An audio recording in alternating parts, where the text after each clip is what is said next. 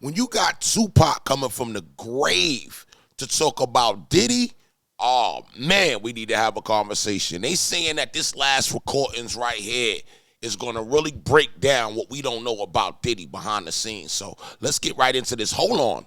Where are you from? Why are you here? Let me know that in the comments. I'm from the East Coast. I live on the West Coast now. Welcome to Rich House Reviews. I'm here to give out the realest commentary ever. And let's get right in, man. I'm like a lightning rod because I'm attacking New York's finest. They're self-proclaimed king of New York. You know what I mean? Did you feel at any point that you was like betraying New York or Biggie by going to do that interview with Tupac at that time? His side of the story was like, how could I be mad at a whole coast? That don't even make sense. And I think Puff is probably one of the only persons that heard that interview. Angie can't say that nobody heard that interview, because it wasn't her ideal not to put it out. Tupac hit us with Hit 'Em Up, and that joint was cold. Yeah. Marquez. We would take your turntables, you played Hit 'Em Up. That thing. Hey, yo, what's your favorite Tupac song ever? Your top 3 favorite Tupac songs in the comments. Drop it right now. Hurt to this day. So this old interview with Tupac just resurfaced, and it's making waves on social media because it sounds like Pac was really trying to warn us about everything that's now going on with Diddy. At this point, it's clear to everyone that Diddy wasn't just running a label. He was running a whole crime operation behind the scenes, and Tupac was one of the first to publicly talk about it. Remember that infamous Angie Martinez interview that she claimed she didn't want to release in full because of the whole East Coast, West Coast beef? Well, turns out Angie lied. It was never her decision to block that interview from coming out. It was Diddy's. But now with the federal trial underway and people finally feeling safe enough to speak out, it's becoming obvious that Tupac was telling the truth. He saw something early on. How Diddy moved, the people he kept around, the fear, the silence, and tried to call it out. The crazy part is, Tupac was saying all of this back in the 90s, and nobody wanted to listen. People were calling him paranoid or claiming he was just jealous of the New York scene. But we know that Tupac was simply ahead of his time. He saw what the rest of the crowd missed, or just wasn't ready to admit. So what exactly did Tupac say about Diddy in this interview? And is this the reason his life was cut short? Let's get into it. Every time it benefits New York, he represents New York. When it don't benefit New York, now he's just another rapper. But y'all let him wear y'all. So, as you all know by now, there have been rumors for years that Diddy had something to do with Tupac's death. It's one of those things that's always been in the background. Rumors, stories from inside. I mean, I got the family with me. Do y'all feel like that's true, or you think that that's cap? You think that that's true, or you think it's cap? I mean, I think he got something to do with it because of his ego.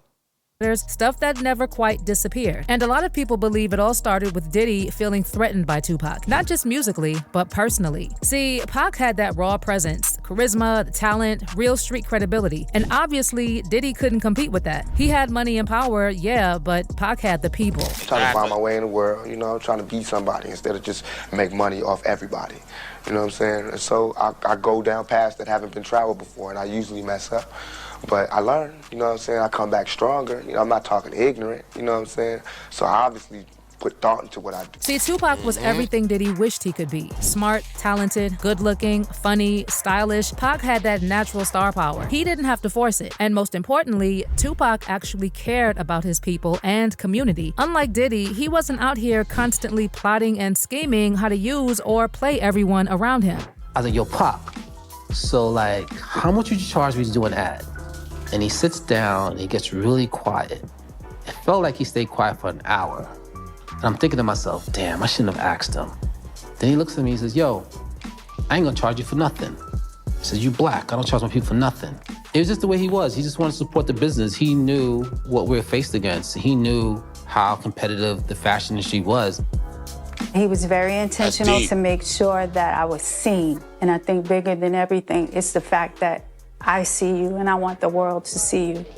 He said it was important because I was a black designer. Meanwhile, Diddy was out here trying way too hard. People who knew him growing up said he's always been mad insecure, and it showed. He wanted to be that guy, but he just didn't have that thing. He couldn't rap, couldn't act, had zero swag, and he most certainly didn't have the looks. Since the 90s, folks They need to lock that Mohawk up. Write Mohawk in the comments if you feel like the Mohawk need to go to jail too. In the industry have said Diddy was always a tryhard, cowardly, attention-hungry, and obsessed with being feared and respected. And that's not even to take away from him, but I know he's a weirdo.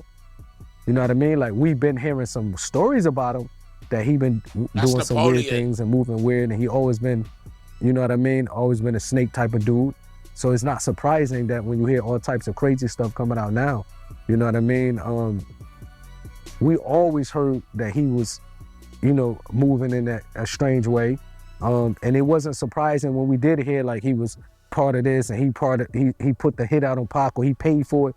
It wasn't surprising for us because you got to understand, like, he always been a very fidgety person. Like, you know, like a scary, nervous individual. Scary people with money do some scary things. That's a fact. You understand? Because he never was a person that was built to confront stuff on his own. And honestly, with all this stuff coming out now, Diddy's looking more and more like a straight up psychopath. Someone who would do whatever it took to get to the top. Use people, betray them, ruin their lives, and never feel a thing about it. He forced his way into being that guy. But let's be real, he never had that natural vibe Tupac had. Pac didn't have to fake it. Diddy always looked like the hardest hustler in the world. This is Savage Part 2. Don't tell me about it. It's 2022 and I'm still a savage. Whatever I want, I get. Whatever I want, I get. And according to Diddy's ex-bodyguard, Gene Deal, that's exactly why Diddy couldn't handle seeing Tupac blow up. Yeah, just look at Diddy in the group of them. He just looked People naturally gravitated to Pac, while Diddy had to pay people to be around him. So what did Diddy do? He straight up started copying Pac. The style, the clothes, even the kind of women he went after. It was giving obsessed. Everybody knew that Puff took Tupac blueprint. I ain't know that. And changed Biggs and Bad Boy in image. I get around. That makes sense.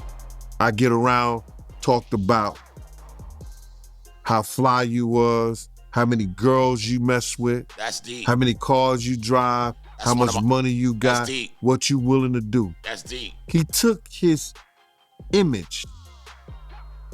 Pac was the first one on the scene wearing Versace shirts.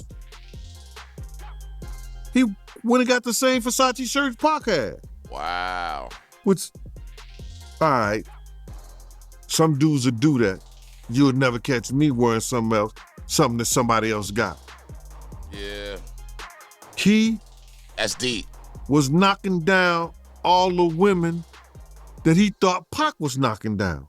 But Puff had an obsession with him for whatever reason it was, because he started wanting to act. He started wanting to rap.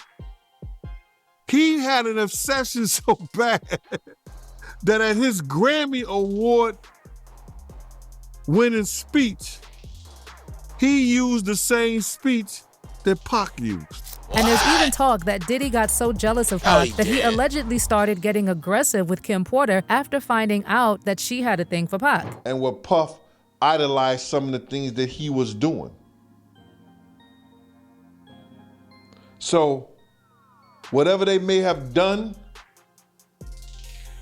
and you gotta remember, they was all swingers.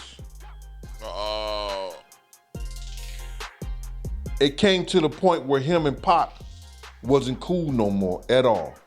Okay. And maybe Kim liked him, Pac, more than he liked Puff.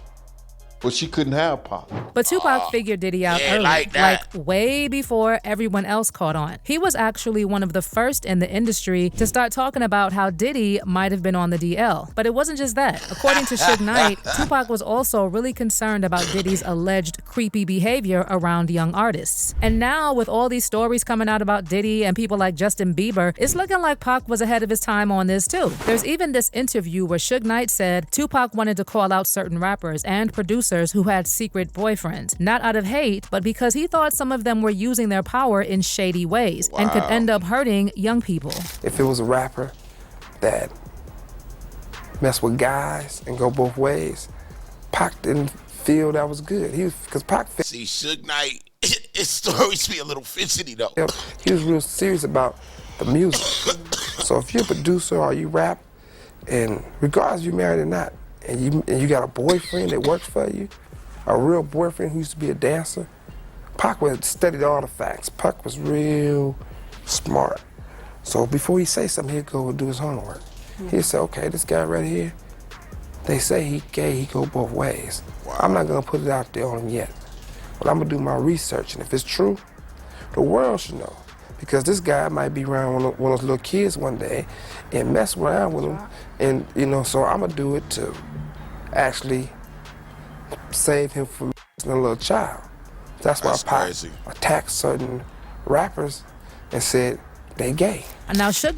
All right, if y'all enjoying yourself, look, write part 2 in the comments. We'll keep it going, and I'll keep the whole thing going. Other than that, we'll end it right here, all right? Make sure y'all subscribe right now. Hit the top bell. I will see you on the next one. I'm out of here. Didn't say names out.